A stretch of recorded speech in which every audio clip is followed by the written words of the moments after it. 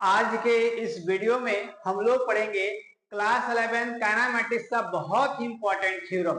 इस थ्योरम को आप लोग को जरूर से करना है, क्योंकि इससे पहले हम लोगों ने पढ़ा है कि अगर सिंगल वेक्टर होगा तो उसके बीच में मैग्नीट्यूड और डायरेक्शन निकालना बहुत ही सिंपल हो जाएगा।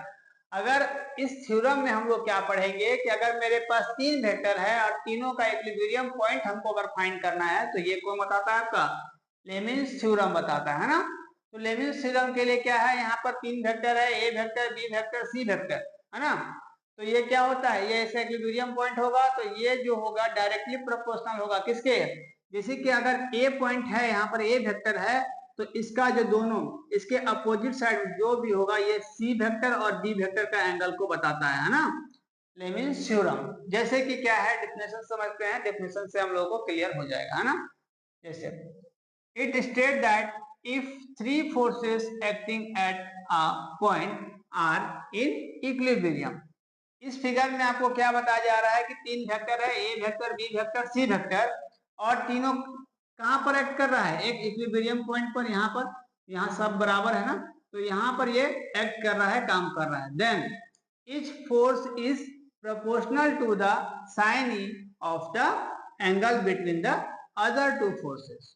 मतलब कि अदर टू फोर्सेस कहने का मतलब क्या है, प्रोपोर्शनल होगा, मतलब अगर ए वेक्टर होगा, ए वेक्टर होगा तो इसके अपोजिट कौन कौन सा वेक्टर है, सी वेक्टर और बी वेक्टर, दो ही वेक्टर ना इसके अपोजिट साइड में है, तो दोनों क्या होगा, इसके बीच का एंगल होगा जो आपका ए बाय साइन अल्फा हो जाएगा, है ना।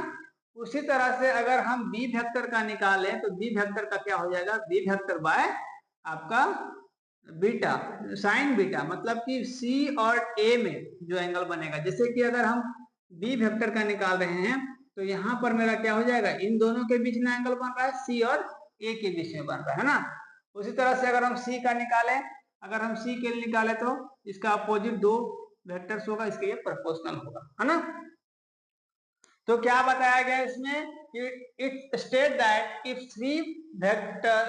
Three forces acting at a point are in equilibrium, then each force is proportional to the sine of the angle between the other two forces। मतलब ए वेक्टर अगर होगा तो उसके अपोजिट फोर्स क्या होगा, सी और बी होगा, वो इसके डायरेक्टली प्रोपोर्शनल होगा। तो इसको हम लोग कैसे लिखेंगे, ए बाय साइन अल्फा।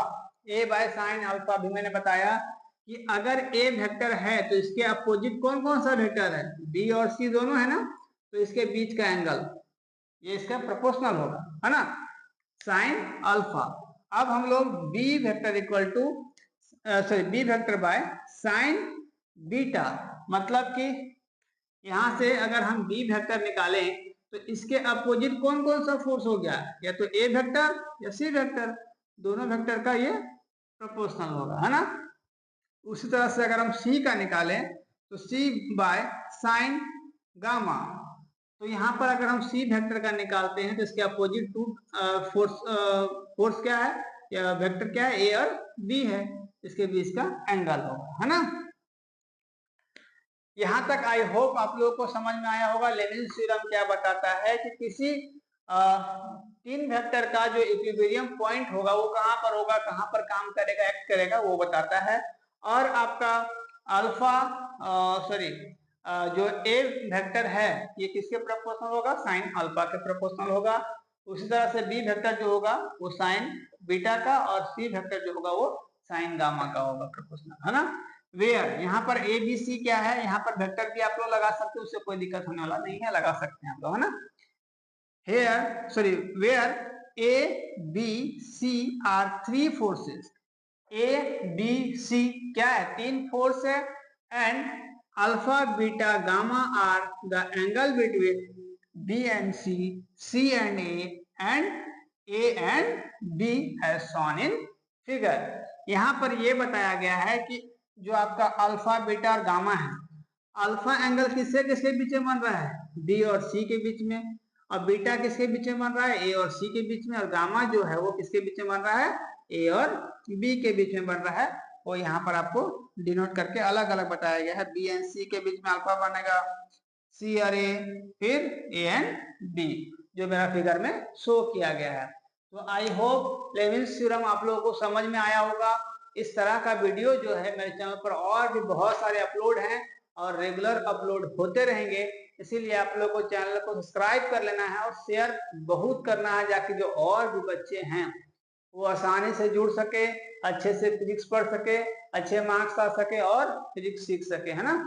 मिलते हैं अगले वीडियो में, तब तक थैंक यू, टेक केयर, जय हिंद।